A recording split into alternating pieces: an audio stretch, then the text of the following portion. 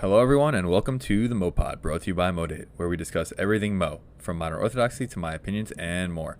I'm your host Evan Harris and we have a great guest for you today. Let's get to it. Today we're sitting down with Adriana Rosie, also known as Nonjewishnanny across social media. How are you, Adriana? Good, how are you? I'm doing well. So before we dive into everything you're doing now, I just want to get into your background, where you're from, and how did you end up where you are today? So my name is Adriana. I'm actually from Sarasota, Florida, but basically I started nannying when I moved down here for grad school, and I kind of just needed to find like something to do. I'm like a very busy person. I like to be busy all the time. So I was like, okay, I need something to do. It's during the pandemic. I can't be a bartender like usually. I can't be a server. I'm going to do nannying because everybody needs childcare. Like everyone's kids were out of school. So I found a job immediately on care.com with a woman who was like, oh, you know, and we're Jewish, is that okay? And I was like, oh, sure, of course, like what's the big deal? Yeah. And then I get there and I started to just, like I said, day by day, slowly but surely be like, wow, this is a learning curve. This is a lot to take in type thing. So like, and then it just, the reason I love to nanny for the Jewish people and the Jewish kids, I say a million times, it's so interesting to sit there and talk to them. Kids love to talk, I love to talk, so we just talk and learn and teach each other. It's great. All right, yeah, that's amazing. What were you in graduate school for? Actually vocal performance. So like my job is an opera singer. I'm an opera singer. So my undergrad was bachelor's of music, vocal performance, and opera. My grad school, I did like language focuses, which is how like I'm pretty good at saying a lot of the words. Yeah, like so yeah. Okay. And basically I still sing for Palm Beach Opera. I have my opera this month.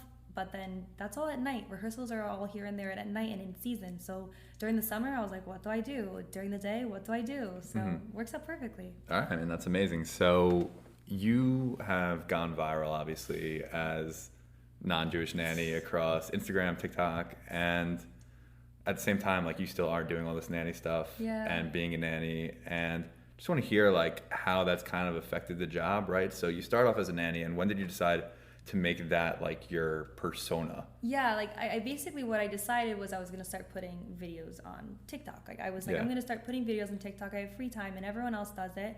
I didn't talk about this before, but I actually got denied from a social media marketing job for a company that I wanted to work for. And it was like, I was really bummed about it, and I was like, I think they made the wrong decision. I think I could have done a really good job at this, and I'm creative. And I was like, you know, I'm gonna show them and myself that like I can grow a page and not care, and I'm going to try to grow my page. And it happened really quick. Started with TikTok, and I guess what I started doing was just posting things about my life and being personal to the camera, and the things that took off were the nanny content. And I started realizing the reason my nanny content is so funny is because the kids are Jewish and I'm not, and it's Orthodox, it's a different level. And so that's why so many of like the bits and like lines in my stories, I was like, have to give you a little backstory here. This is why we're all so confused. This is why I'm running into this issue. And people loved it. And I was really shocked to find out that the people who liked it were the Jewish people. Yeah. So it's amazing. So your audience, so you just said the people that liked it were the Jewish people. Do you know how much, like what percentage of your audience is Jews versus non-Jews? I would say it has to be like 80% of my audience I would feel is they're Jewish. I have a few people I feel like who have reached out to me and follow me who are not Jewish, but it's a lot of people who follow me we're Jewish, we celebrate Hanukkah, you know, we're not kosher, or we're kosher and we celebrate Hanukkah. And then there's also people who are like, I'm Hasidic and I made an account just to message you because I love your stuff. Like, wow, that's and crazy. It's so sweet. Yeah. And I'm like, this is crazy. So it's like, I feel like I have every in between, and that's also what's really funny when I do, when I'm doing like videos. That's why I get a lot of people messaging me, oh no, it's supposed to be like this. Oh no, I don't do this, but like other people do this. And like I learn all the different levels of sneas, like even different forms of kosher, like with like Chal Yisrael, for example, as an example, you know, all that stuff. It's very interesting. So obviously starting out, like you didn't know much, right, about Judaism, but did you actually know anything at all or no? Not really anything. Like I couldn't even tell you. I remember I had one Jewish kid in my class in high school, and he wore yarmulkes sometimes. And I remember we were in film class, and their teacher was like asking us, like, what does this remind you of? And I turned to him and I was like, you know, like that's like what is the word for that? Like the hat. And he was like, yarmulke, Adriana. And I was like, yeah, or kippah is what some people say too. And like that was like the extent. And I also knew like bar mitzvah, bat mitzvah, like I knew that too. But gotcha. So you really, but now you know like a lot. A lot. Not everything, never everything. But so what was like the most shocking thing that you learned? It's like, I always say the shadels. Okay. The shadels are great, because I was just like, the shadels are most shocking in the sense that like, I didn't think they were shadels. Like, I did not think that they were wigs. And so I was like, wait. First I realized maybe just this one mother wears the wig. Maybe she's sick. Like, what is going on? I don't know why this is the case. The last thing I thought was every single one of the married mothers I knew wore wigs. I always thought that the headband in the front to like for the fall, like I thought that she just likes to wear her hair that way. It looked real. And then and then I started to realize, I was like, what? Like, oh, and I was more mind blown that like I didn't know, that it wasn't a wig. And so, but it's more so just the fact of like, I always talk about the sukkah was very surprising to me too. And I started realizing, I started babysitting during the high holidays. The very first, I went right into the high holidays. I started in like, I want to say September, October, and then like they just started. Gotcha. And I was like, how many holidays are there? Oh my gosh, they need so much It's childcare. And it was like, I just kept learning. Wow, that's crazy. So you said that it kind of happened right away, that the TikTok, Instagram like started getting more popular, but what was the moment where you kind of realized like this is something that like can lead to a career, like can lead to like profitability, can lead to something bigger? I guess well, TikTok I feel like grew pretty gradually. The algorithm with TikTok used to be you could get to 1 million followers in 2 days. It's not like that anymore, but like the algorithm pushes different content in different ways. So I feel like my TikTok grew pretty naturally. My Instagram is like what I was very shocked about. I only joined Instagram because everyone was like, the Jews love Instagram. They love Instagram. Like, you need to come on Instagram. And a lot of my followers who are like older moms, and they're like, we don't even have TikTok, And so I literally started the Instagram. I made the account. I put a very simple bio, and I just started like throwing the videos up there from TikTok, like not even trying caption. I was like, let's just see. And like it blew up, and I was like, what? This is crazy. And now my Instagram is double my TikTok, and I focus so much on my Instagram now. It's crazy. And when did kind of like the deals start happening? Like people reaching out to you like to collab? And I should tell this story. It's very sweet, actually. I think I was getting my hair done, and I think I had somebody send me someone offered to send me something little or whatever. It was something small. My first ever thing, I was like, hey, I kind of think I might be able to like charge for this, like not charge in a bad way, but like they said to me like we're open to like paid collaboration. And I was like with my hairdresser, and I was getting my hair done, and I was like, what should I send? I was like, should I send something? Like, I don't even know what's a good like price. Like, this is crazy. And like when you look it up online, there's really no right answer of what you charge. And some things I don't charge anything. Other things I charge simply because like the editing and hours it takes, and if it just is a lot of effort and work. But I never accept anything that I don't think would be organic or wouldn't benefit like my kids or families. Like something I like would love to actually talk about is I get a lot of stuff sent to me, and as much as like I keep a lot of Snea's clothing because like I wear it to like work and stuff, to school for teaching, but like I give so much of it like back to the families, like all the Hanukkah gifts, that was all for my kids.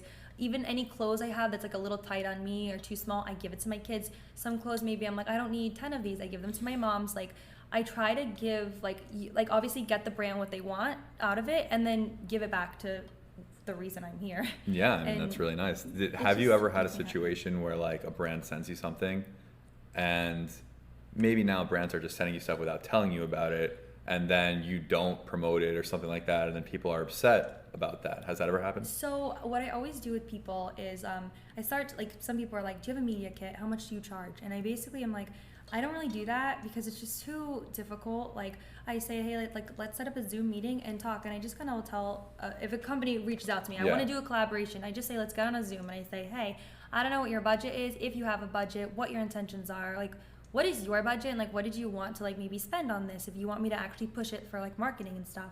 And I'm always like, just like whatever it is. And if it's like, oh, it's this, it's that, whatever, I'm like, okay, we'll make something work, Gotcha. Like I'm not gonna be like, oh no, get out of here, don't even message me, like how dare. And there's so many things that I'm like, oh, I'll just do this like right now. The juice cleanse people, I love them. Smash House Burgers, I love them. Like that's actually something I'm like, I love these people. And like they're so good to me for sure. But like I'm like, no, I like this, so whatever, we'll do it, And so certain things, it works out for my kids, I'm like, for sure, let's do it. Like I didn't charge for anything for the Hanukkah stuff. Like, it's all just to make the video for my kids, and it is hard sometimes. I try, like, sometimes I feel like the brands do expect something a little unrealistic, in the sense that, like, you know, no one's gonna want to follow if it's like a walking ad-a-thon thing. Yeah. So I try my best to make everything organic and natural, and of course I'm gonna shout out like who gave me that opportunity to build something with my kids or wear a cute video. But like, I just tell people, if you want to send me a product, like, some people are like, we want to send you something as an address,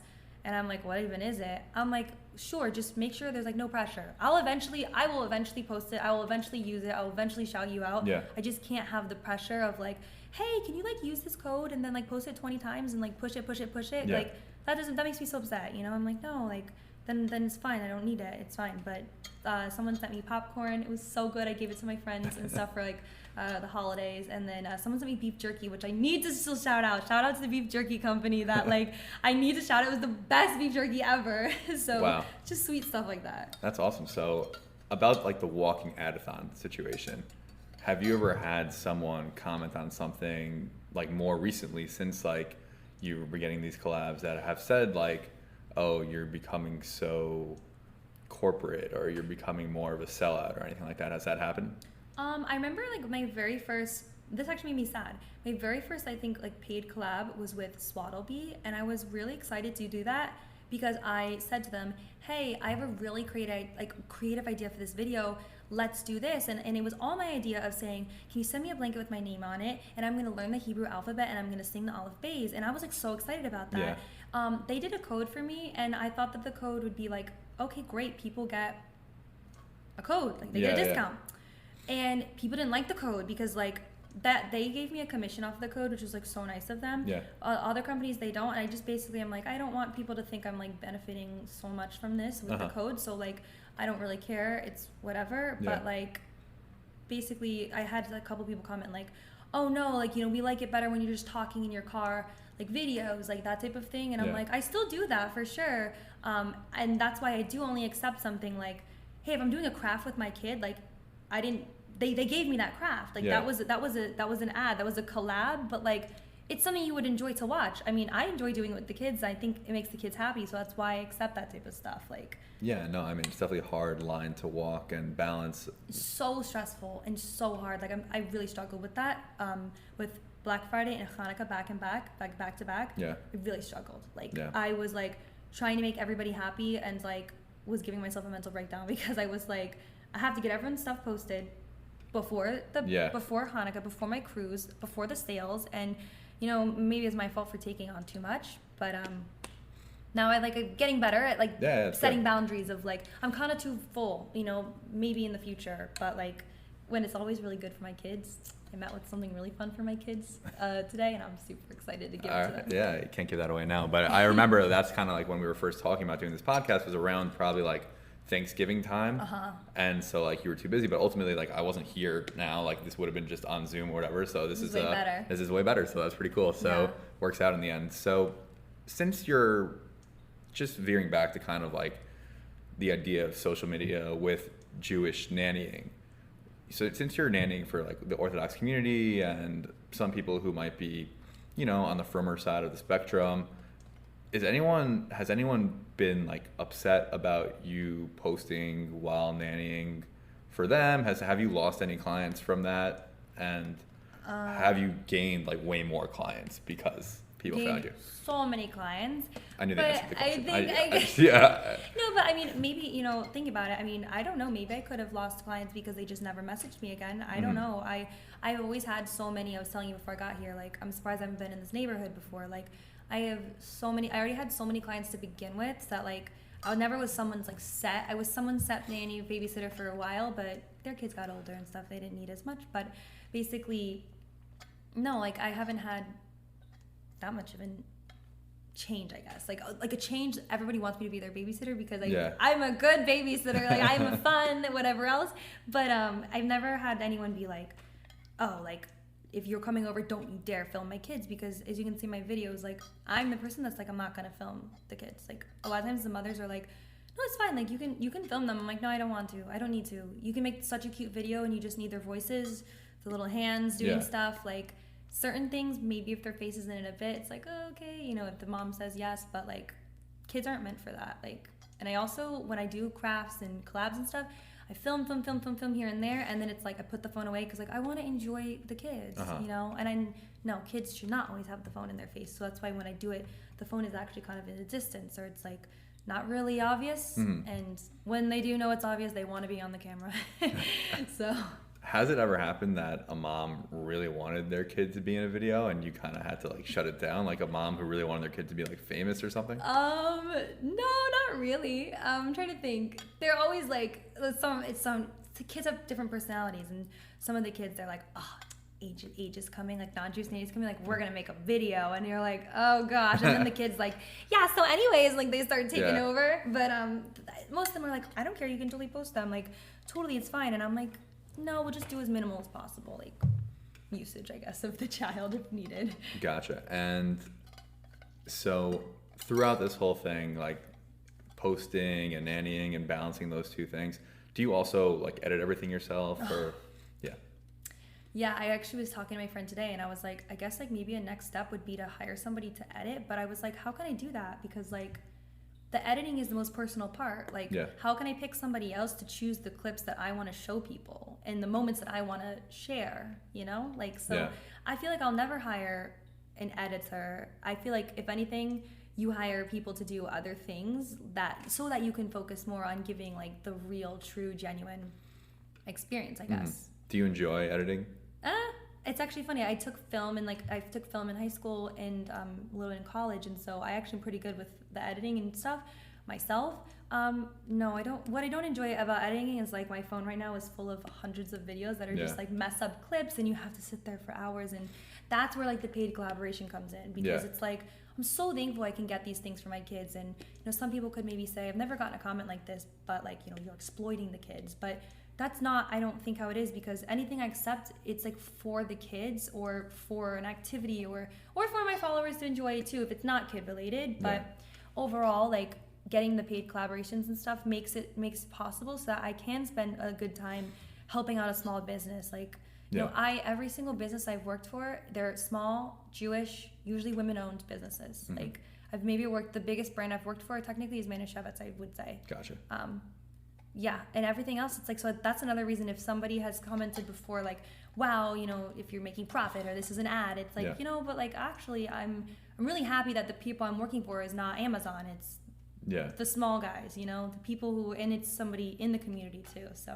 Yeah, for sure. I mean, I think something that's super underrated about like kind of this whole world and everything is that a lot of people like kind of poo-poo like influencers and say like, you know, you're not really doing anything, whatever. And meanwhile, obviously, you know, you're also nannying and you're also an opera singer, which is, I mean, I didn't know that. And teacher, well, I didn't know that either. Okay. And at the same time, I mean, I think editing sucks. Like, I think it's so boring. I really hate video editing. Podcast editing is actually not as hard in my opinion, but video editing super hard. And like the amount of times you have to do something, especially if you're adding like the filters and stuff. I mean, I don't even know how to do half that stuff. So it's like, it really is a lot. For sure. But I appreciate you like acknowledging that. Exactly. So many people, and I went to an event and there was other people there who are influencers, like not my type of influencer, not like, I feel like there's different types. You can be a fashion blogger, you can be just a pretty girl online, whatever. That's one thing. But if you're somebody who's like a personality, like I think that's a little bit different than, they're different types of influencers per se. I don't even like calling myself an influencer, but it's happened. You know, people say like, this girl's like, oh, so are you like a full-time influencer? Like, I am. And I was like, and I was like, you know, technically I could be. I technically could literally stop nannying and stop doing everything else and just like invest so much of my energy into this. But then my only source of income, I think, would become brands, and then I think that would become shallow and too profiting and exploiting and wrong mindset. And two, like the whole reason I like love being with kids because they make me so happy. And so like people are like, are you really a nanny? I'm like, I'm Nonjewishnanny, and all my videos there's someone doing stuff with the kids. And so people are like, are you ever gonna stop nannying? I'm like, I know I'll have my own kids eventually, and I know that I won't be nannying other people's kids, but how could I have this page if I didn't keep the nannying? So that's the one thing that can't go. Like singing, yes. I mean, I do singing, but I like to stay busy, and I'm also a person, like, I don't want to put all my eggs in one basket. Like, I like to just grow from every experience. So no matter what it is, like, I put so much energy into everything. And although I know like sometimes I'm like, okay, I just need to slow down a bit, like I was talking about earlier, like I am also really determined to like. Yeah, that's great. I mean, it's definitely commendable that you do so many things and balance so many things. And I think anyone who refers to themselves as a full-time influencer, it's a red flag. And so I like, that's the thing, like I was like, where was I? And somebody was like, so like what do you do? And I was like, I'm an opera singer. And they were probably like, that makes no sense. Like, yeah. And I was like, well, I'm an opera singer. I do stuff on social media too. It just depends. Like I like that I have something else to me. Like I'm an opera singer. I teach at the Kravis Center. I sing at a church. You know, I teach voice lessons. Like I nanny and I do social media. Yeah. That's kind of how I talk about it. So you discovered Judaism from like meeting these families and kids. And I'm wondering, as someone from the outside, and now you see that like not everyone does things the same way. No. Was that confusing to you at first? Like they, you know, wear sleeves this long and they don't cover their hair, and like how did you like figure out that like there's different types of orthodoxy? Most of my that was onto the social media, because most of my people here, they all wear shaitels or cover their hair. I think I have maybe one or two families that they don't, I think. I've noticed that there was different levels of sneas like later on too. I worked for like a rabbi's family, and that's like actually my first taste of, they were like, could you dress sneas? And you know, I don't think they even used the word sneas, but they said, can you dress like a little bit more like modestly or something like that? And I was like, for sure. And then in my head I was thinking, like growing up, like I was always yelled at like your skirt's too short or your shorts are too short. I was never told like no spaghetti straps or no, I was never told that. So I started coming like to her house still like pants or leggings, but then like the shoulders. And like actually it depends on the family, depends on who, but like I found that I think they were thinking like that the shoulders were maybe more like distracting and more like should be more sneas, I guess. And so then I started learning like, oh, like okay, so it depends. And like then I started kind of paying attention, like watching. And then obviously my incident with like the school too, like there's no black or white. There is black and white there. I was dressed in one of the most unsneas outfits you could think of, and like and so yeah, I was not sneas from head to toe. I remember my kid was like, Age, can you just put on a jacket or something? I'm like, jacket's not gonna fix this. Like nothing is good here. But now I know, and I know there's different levels exactly. Like I try to do like not the quote unquote max, but like I do have now sneas clothing that has like, you know, maybe a little bit like lower here or like a little higher here. And for me, I dress sneas so that like it's comfortable, that like I know I can walk into an establishment where like there will be Orthodox Jewish people and religious people, and like it won't make anybody feel like I'm being disrespectful. And that's why I like to view it as like, I don't find it, if someone asks me to dress sneas, well now I dress it usually like if I know I should, but I'm like, yes, I'm happy to. Like I messaged you before, you know, should I be full sneas, or maybe I wouldn't come like, okay, let me come from the gym. Like I feel like I would in the past, you know, but I try my best to like, it's just fair. Like if I drop the kids off at school, not every single parent there decided to like wanna be around me. So like I feel like it's like their territory, so like I should respect that. Yeah, no, it's very fair. And I'm wondering, from all your learning and like experiences that you've gone through, is there anything from what you've learned that like you wish you did in your childhood? Oh yeah, for sure. I mean, just with kids in general. Well, my childhood was, my parents raised me like super, like with good morals and a good mindset. I think, like I've said before, like Shabbos is such a beautiful thing that like my family never really did much family dinners. Like my dad always worked late. My mom, she works for the hospital, so like she, you know, holidays and stuff, like she'd be on call like almost every single New Year's and stuff. Like we, you know, it's different. I always say like I feel like non-Jewish people have like 2 Shabboses, like Thanksgiving and Christmas. Like that's like our family mealtime once a year. Once a year do you do that? You know, maybe a birthday, and then you guys do it like every single week. Plus like then they are playing with the neighborhood kids during the day on Saturday. It's just so like nice, and like that's really, in a time in my life where I like really needed that to like find myself, I was like, wow, like this is like what I want my life to look like not so fast paced like I feel like I was headed.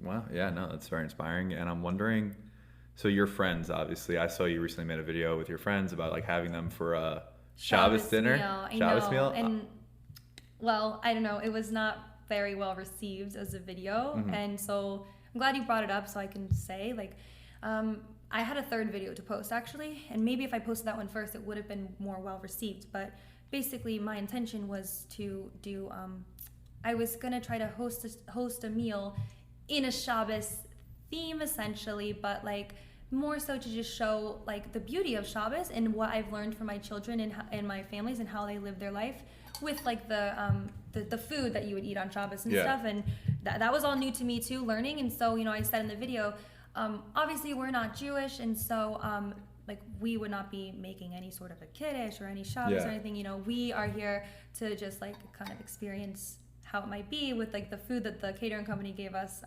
Didn't get paid or anything. It just was, they were nice. And but people brought it to my attention that it came off as cultural appropriation, like that. By no means did I want it to be like I was hosting Shabbos on an actual Friday. I actually said we're having Shabbos technically on a Thursday, which is because we're not Jewish, but if we were Jewish, they have it on Friday night and it goes all through Saturday. But live and learn. I'm really glad it was brought to my attention, so I can just be more careful in the future and like more mindful. I like the concept of being more mindful to understand like, okay, like that was my bad and I'm really not my intention. And my friends all loved it though. They were all saying how Shabbos is an amazing like mindset. Exactly, like this is really great that they do this every single week. Okay, that's not the direction I was going in at all. I didn't know it received any backlash. I was just wondering if your friends, like when you start like gain this persona, were any of them like kind of turned off? Like who is like Adriana? Like now she's like this non-Jewish nanny. Like what happened to like old Adriana? But like my actual good friends were always, I think, like really good moral people and very down to earth and genuine and wholesome. I'm sure the people who knew me and followed me on Instagram when I was a bartender and I used to do bottle service and stuff, like I'm sure they're probably like, this is so cringe. She's so weird. Like those outfits are so ugly, maybe. But I've even heard people be like, these outfits are so cute. Like everybody needs to have a little modesty sometimes for whatever it could be. Work interview and workplace, teaching, being around family, kids. It's just important to like be able to dress any which way you may fit your life. But I'm sure there's people out there who like totally, I know there's definitely some people who don't like me from my past. They're like, this is so dumb or this is so cringe. But yeah, someone said like if you're gonna be an influencer, you have to be cringe to be successful. And I just talk to the phone like I talk to my friends. And if you don't like me, follow me. I get a lot of sends of the videos. I'm sure a lot of the sends are not nice, but whatever. Yeah. I mean, was it ever hard for you, like when you first started out, to take videos of yourself and just talk into them? Is it still hard a little or no? No. I mean, no. I'll be completely transparent. I can talk to a wall. Like when I was dating, if we're gonna talk, when I was going on dates and stuff, I'd go on these dates with these boys, and of course, like, because I am insane, like, I would just, like, run the whole conversation and have such a fantastic time talking and da-da-da, and then they'd always text me being like, that was such a amazing, like, time, like, I feel like we really connected, and then in my head, I was like, I mean, I don't know, like, I kind of connect with everybody, because, like, I just talk so much to a fault, and then but for an introverted person, like, they like that about you, because that's not their personality, so... No, I feel like if anything, I was happy to talk to the phone because it was someone to talk to because I always want to call my mom, call my friends about it, So. Yeah, okay, yeah. So I guess, to get into dating and just kind of wondering, so obviously we're in Florida right now and you live in Florida and you do your nanny in Florida, but I saw you did go to the Five Towns, which is where I'm from. And it's so beautiful. Thank you. And that's obviously like a preeminent modern Orthodox community, and also where I live now is the Upper West Side of Manhattan, and also just a bunch of people like our age, modern Orthodox. And I'm wondering, do you know anything about like the modern Orthodox dating scene, or just like modern Orthodoxy in general, like how it differs maybe from I'm sure some of the families you nanny would consider themselves modern Orthodox if you ask them, but how it differs? It's hard because like when I was on the Mislabeled podcast, they were like, we're modern Orthodox, and I'm like, okay, so you say you're modern Orthodox, but my family say they're modern Orthodox, and like you guys have way differences, like they're way different. And so I was like, so I'm sure it's just like an identity that they're like more welcome. They're of course welcome to identify however they want themselves, but I guess it just depends, once you get to know them, then I feel like you understand. It's less about the label and it's more so about, I know this family believes and feels this way.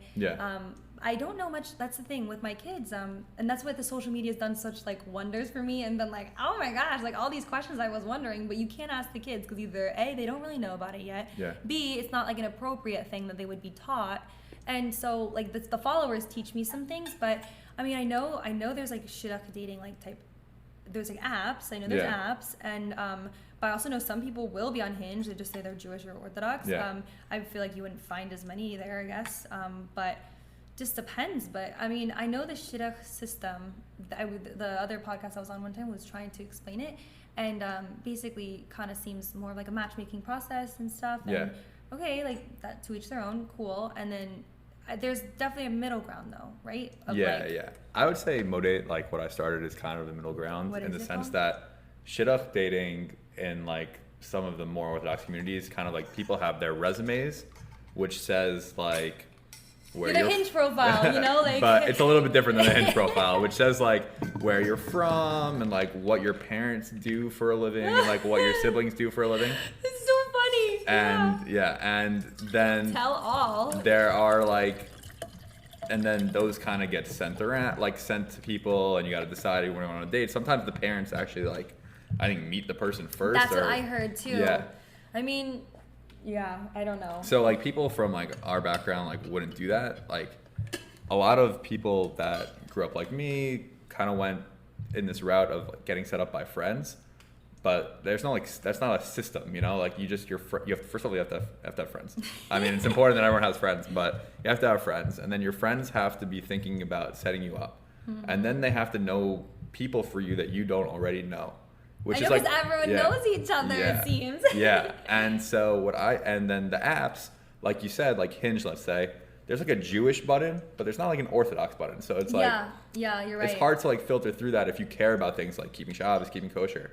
Yeah, and like, and I'm sure you could also probably get like some horrible things, like if like pretend you match with somebody like me, and or not someone like me, but someone maybe who is not as like accepting or understanding, and then you try to have that conversation of like, oh hey, I'd love to go to a restaurant, but like, can we go to a kosher restaurant? And like, what if they were like, that's like so annoying and weird, like I don't want to go to that restaurant, I want to go to Louis Bassi or whatever, you know? And so that'd be so hard. And so like, you know, I feel like so many people in the Orthodox community are like, this is so great for your page because I feel like you're showing people and the world like a side that like we're not really able to show because like it is sometimes a closed and like private like culture, but I not by intention. I don't think it's just like works that way because exactly like if you went on Hinge, for example, like maybe you could find somebody depending on your observance, but it's probably better you can already like how to find, I guess, a better pool. Yeah, so the way Modit kind of combines the two things is that instead of like having random matchmakers like shadchanim, what they're called